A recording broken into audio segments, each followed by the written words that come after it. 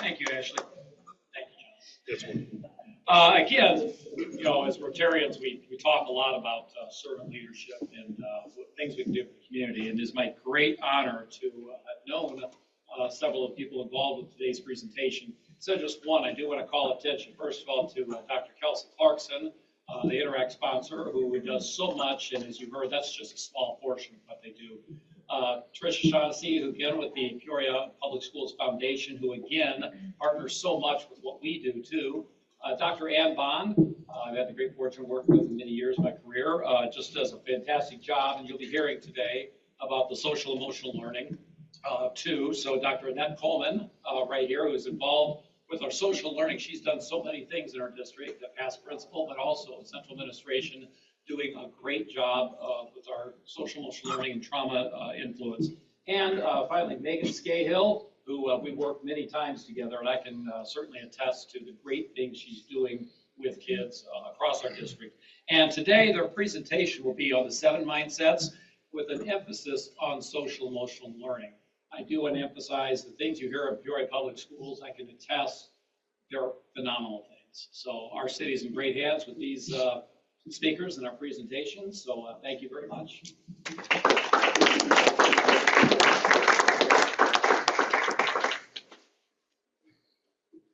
Hi everyone. It's weird being up here because I was Interact sponsor before Dr. Clarkson took over. So it's great to be back.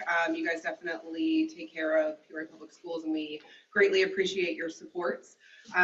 Since moving from Richwoods, I have had the great privilege to be a part of our social emotional leadership team, which is the part of my job that I'm coming and getting to speak to you guys about.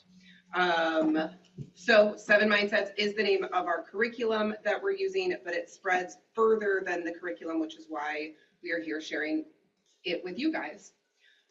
First thing, Dave kind of already did that. So these are people on our subcommittee that are here with us. We've already done that, so we'll move forward.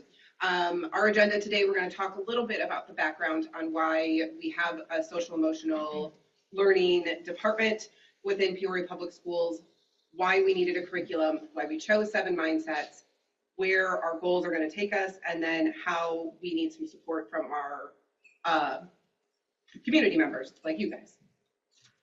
So first of all, the data that comes through, like we obviously look at our data with Peoria Public Schools quite frequently.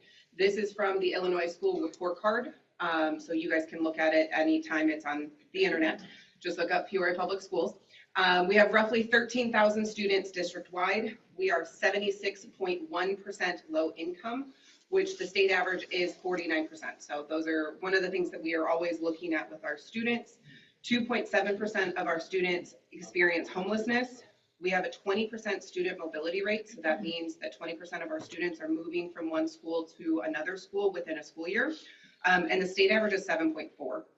And then we have 41% of chronic absenteeism. So that means students are missing school more often than others, and that is higher than the state average of 28.3.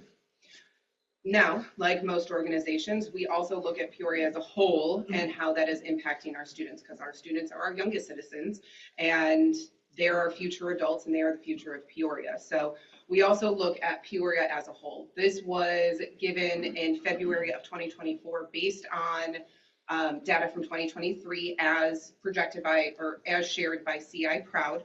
The total crime in 2023 for Peoria increased 13.5%. 13% of those crimes were from juveniles, and 564 juveniles were arrested that year, plus our shootings were up 22%. So these are all very concerning pieces, and that idea of the thing that you just shared about how like we're at our best when we're trying to be better than last year. So we're at our best when our efforts are making Peoria better, and for Peoria Public Schools, this is one of the ways that we are doing that. So we really looked at who we are as a school district. This is Peoria Public Schools' mission, vision, and values. We really, obviously as an educational institution, we think about the academics first, but we also know that we are starting the future citizens of the United States and of Peoria. And so it's looking at the whole student as well. So we want to ignite the passion and empower students to be successful and responsible. And we always go back to our values of resilience, adaptability, hope, equity, respect, connection, and innovation.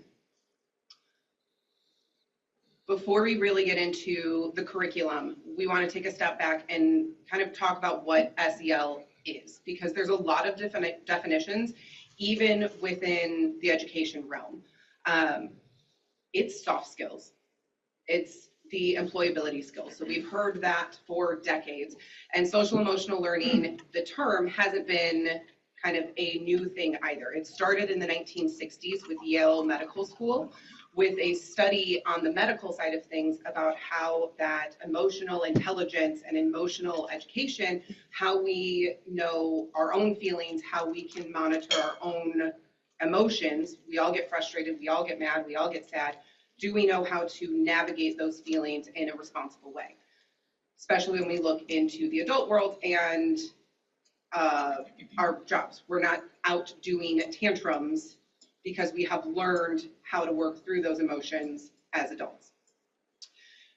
In 1995, the Collaborative for Academic, Social, and Emotional Learning, or CASEL, was founded, and this is kind of the gold standard when we talk about social emotional learning, and they did a framework in 1997.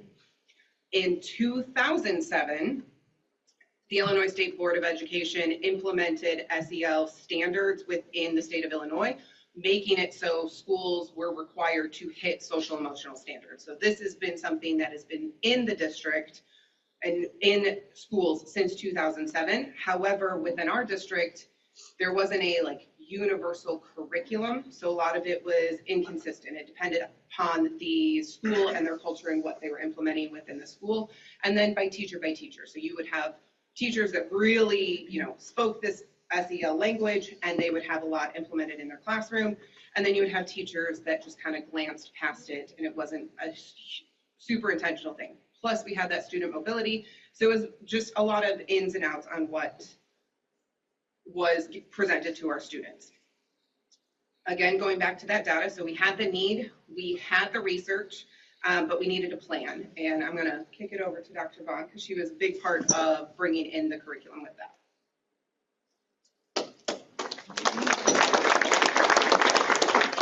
Thank you, she's not done. I just have a couple slides.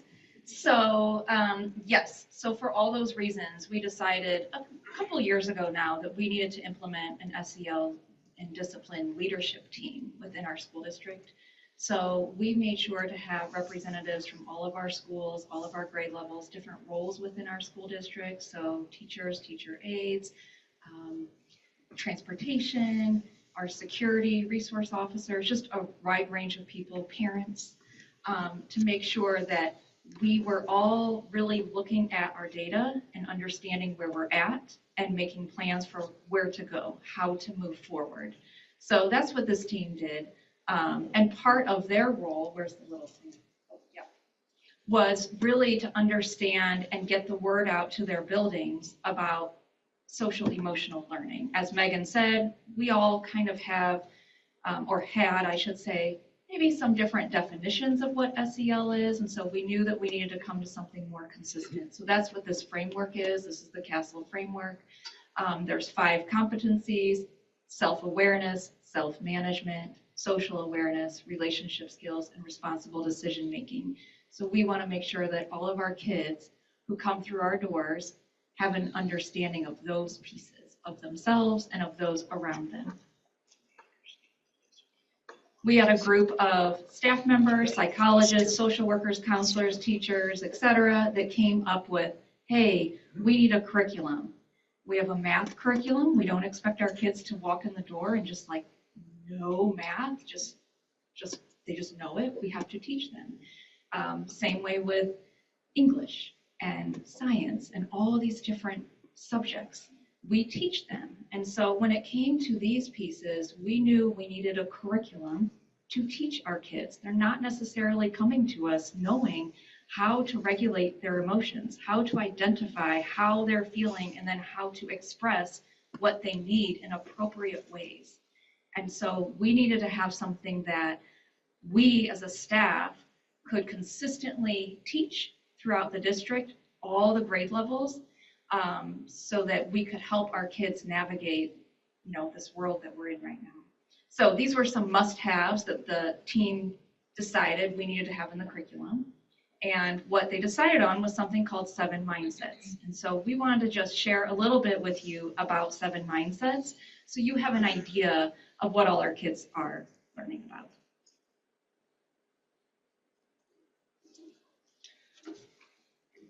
So 7 Mindsets has not been a new idea. It started in 2006. They did an extensive study where they asked multiple adults, like hundreds of adults, what allows a person to be happy. And so they really focused in on, if you are a successful adult, what makes you happy, what made you successful. And it wasn't like anything, it was a frame of mind that really came across the piece of it. And so it was 28 common characteristics that those adults had that allowed them to be successful versus other people that didn't have that happiness or that achievement. And those 28 common characteristics are spread amongst the 7 mindsets, hence the name. They have 7 different, phrases and idea frame or mind frames that we work throughout the entire school year. So we do all 7 of them every single year. What the first graders are getting is not the same message that the high schoolers are getting, though it is still framed under these mindsets. So the first one we do every year is everything is possible. Passion first is what we're still continuing in. We are connected, 100% accountable, attitude of gratitude, live to give. And then the last one is the time is now. And if you look at the bottom, it has the different themes for each week. So each week has a different theme. Roughly every mindset is for 4 weeks, and each of the weeks has its own theme. So if you look at 100% accountable, we're talking about how you show up and you are accountable for your own life, how those small habits create large changes throughout your life. And that's how successful people are able to attain their goals. It's not just one day you wake up and you're an NBA star. Those people have done the work every single day. They are showing up and they are accountable for their own lives. And so each week kind of has that focus. And again, it changes based on what age level those students are in. As a district, we have our calendar that's right here to the left. It has all of the dates so you can see how each mindset is broken down by the month. And then each week, everybody is working on that exact same sub-theme. So regardless of our student mobility, if you are at Peoria Public Schools, all students are working on the same theme every single week. So that way we make sure that they are building these skills. The 7 mindsets also focuses on these 10 competencies. And if you remember from that castle graphic, that the left 5 are all in that center circle. So it's all based around 2 things that have to deal with self-awareness, social awareness, and relationship skills. So can we, manage ourselves? Can we collaborate with others? And can we make responsible decisions? And if you look at the 5 competencies on the left, you'll see a lot of the same words that are in the Peoria Public Schools values. So it made sense that this curriculum was the one that we partnered with because it aligned with who we are as a school district. Now, the curriculum's all fun and games, but what you really want to see are the cute little babies that are our students. So they go through a lesson breakdown. Sometimes this is done throughout the week, so they'll do one piece at a time. Math, science, English, social studies, all of that are still our main focus. These are kind of added in. So it depends on the school, it depends on the grade level, on if they're spending it on one day completely through it, or if they are doing it kind of one at a time per day. What it looks like high school, and y'all are probably tired of hearing me talk, so we're going to have our cute high school students do it.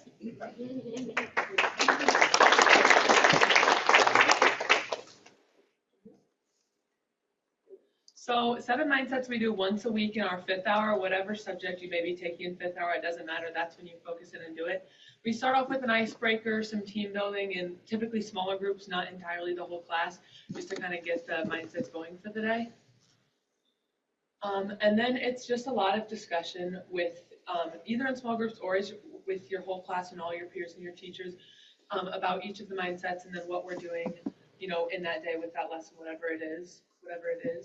And then putting the mindsets in motion, especially in Interact Club, Live to Give is the one that kind of resonates with us most. And these are all these pictures are, you know, Interact members going out into the community and helping with various things. So the mindsets really help us focus in on how we want to give back to our community.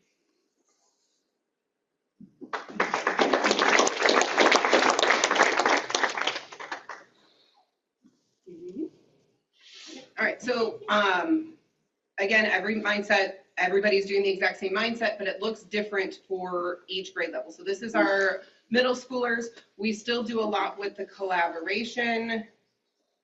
There we go. And unit celebrations. So this is Reservoir Gifted.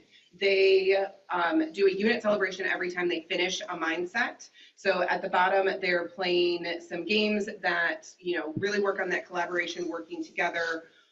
Discussion piece. The top one, they're doing a rock, paper, scissors school-wide tournament where if you won, then you got some of the beads. You can see them wearing around their necks. But it's not just the team building. It is also some of that self-reflection. So we always like to throw in some of that academic piece. You can see these are journal entries for the middle school. The high school would be more paragraph-centered, again, going off of their age and their abilities at those times. But it's doing that self-reflection, like, how could I have handled this better? What would I do in this situation type of piece? And then what it looks like for our babies in our primary schools. Again, you can see the writing and the journal entry, but it's going to be shorter. This one specifically, this was the first everything is possible mindset, and then the very first week, which its individual theme is Dream Big. They had to put their dream in the big cloud. The first one is I want to be a nail tech, a chiropractor, I'm blanking on the other one, and then the other one was an NBA star. And then in the stars, they had to write down things that would help them accomplish their dream. And then the stop signs was, you know, things that might get in the way of them achieving their goals. And so it starts them thinking about, like, if I want to do this, if I want to be this, if I want to be an NBA star, if I want to be a chiropractor, I need to make sure that I get good grades in high school. So it's instilling that academics are important. It's thinking long-term past the, you know, right here, right now. And it's thinking about obstacles that they might have to overcome in order to achieve these goals. Kind of like all successful adults have done kind of internally. These are just another example of some of the other activities that they do. There is the set curriculum that you saw the lesson plan for, but there's also a large hub of additional resources. So if there's a class that, you know, really wants to engage with one topic more, or if maybe the one that they implemented first didn't hit with the students, they have other things that they can go through and give to their students. This is something that they did at Keller Primary. This is the first lessons that they did as an introduction to 7 mindsets. So they read Our Class as a Family. They did self-portraits. You can see that in the bottom right-hand corner. And then they created their bracelets that they wear frequently to this day, and like it continues with those mindsets. And they're just super cute. So after the first year with 7 mindsets, we saw an 18% decrease in office discipline referrals. And what, interestingly, and correct me if I'm wrong, Dr. Bond, but there was a shift between the externalizing actions and internalizing actions. So what that kind of means is kind of our conduct, our aggressive actions, our fights. We saw a substantial decrease in those instances and those office discipline referrals. But what we then found is that students were internalizing a lot of these frustrations and a lot of these big emotions. So whether it came out as more verbal pieces, or if they were struggling more with their social emotional, their anxiety, their depression, there was a huge increase on that. And that was kind of seen throughout the health professionals within Peoria as well. So really exciting that a lot of our conduct is going down, but also there's still work to be done when it comes to helping our students with that mental health piece. we are all connected. So Peoria Public Schools, we know our data, we are looking at it constantly. We also look at Peoria as a whole, just like we did when we started the why we need to do this. So we are also looking at, what does the Peoria data look like? And we kind of took a pause here because we know that we are a small piece of the pie, and that what we are doing within the school is aligning with what the Peoria council members are doing and what the police department and the public library and the park district, like we are all working together for this. And so when we look at the impact of 1 year of efforts, Peoria, there is a huge positive data trend across Peoria. So if you have seen the things that CI Crowd has recently shared out about the violence and crimes rates, like they are substantially down for Peoria, like 20 and 30% down from 2023, and all of the efforts that all of the organizations within Peoria are doing. So it's not necessarily 7 mindsets, but again, it's a piece of the pie. And when we think about where we want Peoria to be in 5 years, the path we're on is towards where we want to be. So we are seeing positive things, which is very exciting. And that leads to the big question of what's next. For us, we have 3 major goals. We want to strengthen our curriculum and our teachers' understanding of 7 mindsets and how to implement it within our students. We are an educational organization. We have a great partnership with 7 mindsets. We've got that. We also want to unite and engage our families and our community, creating a collaboration with that leadership team and bringing that. If you notice in that castle piece, there was like a blue circles around it. It talks about having in the classroom, the school, the families and guardians, and then the community as well. So kind of working on that inside out model, because we want to grow and we want to spread the 7 mindsets throughout the community so that it's all areas that our youth grow, that we have events that deepen our visions community-wide, and then we bring in those projects that have the mindsets, but really think about what we want Peoria to look like 5 years from now, because the students that are in our classroom right now are the ones that are going to be the leaders of our city in the future. And there's 2 major ways that we do that. The first one is through building a common language.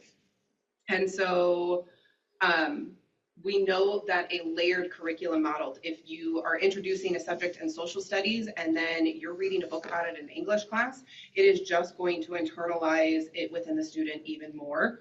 And so having that layered curriculum with our students, we are talking about everything is possible within the schools. So when they go out into the community, they're hearing everything is possible as well. And seeing those visuals of the 7 mindsets out there. There's some posters that are on the back. That's kind of one of the easy ways. So if you have a business that students find themselves in occasionally, I would encourage you and kind of politely beg for you to put up some of our posters, because I have a kindergartner, and while she can't read what's on the 7 mindsets, she would see that poster and she'd be like, that's at my school. And so that's where the layered comes in. So the more they see it, the more they're internalizing it, even if they can't read that everything is possible or that the time is now or live to give, they see that model multiple places. And so it's going into their long-term memory. Adults with the shared language. So if you are in a position where you are working with our readers at Elise Ford Allen, or you are working within the community, hearing those mindsets multiple times helps with our students. And then just asking questions and follow-ups, grandchildren, children, the kids that you are reading with. I know that this is your theme this week. Tell me about the video that you guys watched. So I already talked about how I have the posters back there for you guys to grab. We also have a few more documents that we can share with you, one of which is that schedule that we saw, so you could see what mindset they're talking about on what week or what the theme is for that week. And then if you have a organization or a company that works with our students, we also can come out and do employee workshops where we're working directly with those staff members that work closest with our students. So things like Family Corps and Friendship House, the museum's going to have us do a workshop, the Holt Center, those adults that are constantly working with our students. The other is through achievement awards. So data shows that immediate rewards increase interest and motivations. Adults, just like students, we like stuff. Most of us are probably not going to show up to work if we don't get a paycheck. And so this idea works with our students as well. So they'll be more engaged with the mindsets and the activities that are going on at schools. And it goes along with PBIS that has been implemented within Peoria schools and Illinois schools for a long time, that positive rewards for positive behavior. And so things that could be achievement rewards are the adopted school program, which we do have Trish with the foundation that can give more information if you're interested in doing the adopt a school. These don't have to be large things, they can be very small. They can be ongoing, or they could be a single event as well. They also don't have to have money associated with them. Going and reading books with students, going and having an Uno game during lunches, like those things that are minimal financial requirements. It just requires a little bit of time and a little bit of engagement with our students. If it's easier just to send something, hot chips work wonders. So I find that most kids will do most things for food. And hot chips are one of the biggest ones. Toys or entertainment items, if you already with your business have like the squishy balls or the pens or the Post-it notes, whatever it may be, like those things are very attractive to our students. Sponsoring a class party. My daughters go to CT Vivian and they did a glow party for their August attendance thing, and we are still talking about it a month later. Tickets or coupons for families. So if you, those McDonald's ice cream coupons, those are a big ticket item as well. And then as I've been saying, any of these, if anything has sparked your interest on like, oh, I wonder if I could do this, like, please come talk to us. We do not have all the answers. We do not have all the ideas. And we really want to collaborate with Peoria so that we continue the positive trends that Peoria is starting to see. Does anybody have any questions? He's gonna grab the microphone.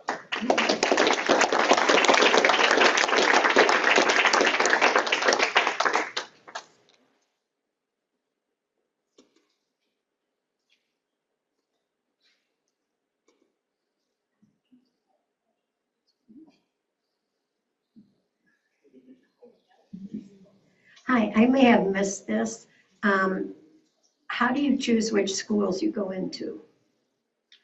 For the curriculum or for the mindset program itself, are you choosing specific schools? Are you going to go to every school? The curriculum is given to every teacher and every school. So Great, every single okay. student's kindergarten through 12th grade are receiving the same curriculum. And we have partnered with 7 Mindsets, the parent organization. They've come in and given professional development. And we started in August of 2023.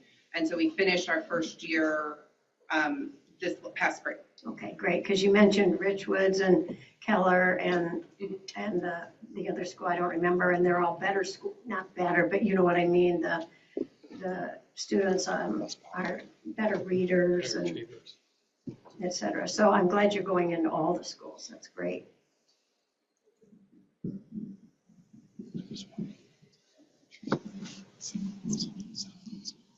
So thank you very much for being here. This is an amazing program. I wish I had it, so many years ago when I was in school. The question though, this is an awful lot of information to introduce. And so the question is, what did you give up during the day? Because this sounds like a whole lot of stuff coming at them. How did you fit it in? And what did you give up? That's a great question. It depends on what you're doing. So advisory is something that the middle schools all have. And so they put that into advisory. And that's really what advisory is supposed to be doing, is so they have this built in. You shot up, so she has more information. No, I was just gonna say also, so like in our kindergarten through 4th grade classrooms, they have what's called morning meeting time every single morning where they gather all the students, we come together and we get ourselves organized for the day. And so they just infuse these lessons into that time period. So they're not really giving anything up. They're just kind of readjusting what they're doing, if that makes sense. Just one quick last question.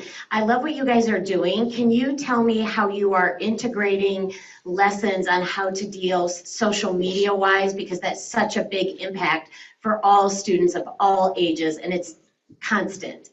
So the Seven Mindsets has done a great job with their curriculum, and that is embedded in the high school curriculum. So they are specifically in the middle school and high school tracks, talking about how not only do we have our peers conversations, but then we also have what's showing up on social media. So the videos look drastically different, even though the themes are all the same. When they're talking about the relationship building for our youngest friends, a lot of times you're seeing like Sesame Street videos that are being put into the classroom. But when our high schools are going into it, it's talking about social media, and it's talking about how, you know, what is being projected on Instagram or TikTok is not necessarily the full reality of what is happening besides the screen or the wider scope of it.